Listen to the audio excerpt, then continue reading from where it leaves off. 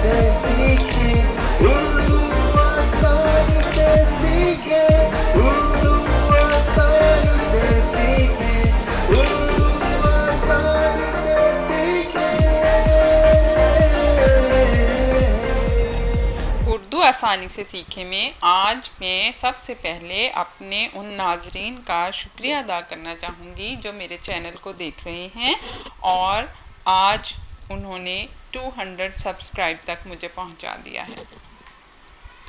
आज हम वाओ को हरूफ तहजी से मिलाकर 2 और 3 हरफी अल्फाज बनाना सीखेंगे।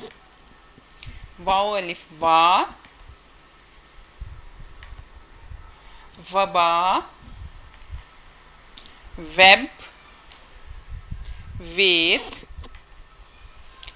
वट, वाट, वेट, वाच, वदूद, वडेरा, वरासत, वर्ल्ड, वड़ाइज, वज़ीर, वज़ारत, वसी, वुसत, वॉशिंग, वजाहत, वतीरा, वाज, वगैरह, वफ्त, वकील, वकालत, वाल, वर्म, वन और विन, वोट, वहम,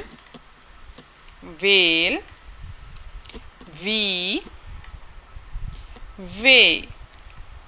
वीडियो पसंद आए तो लाइक और शेयर करें, चैनल को सब्सक्राइब करें और बेल आइकन को दबाना न भूलें।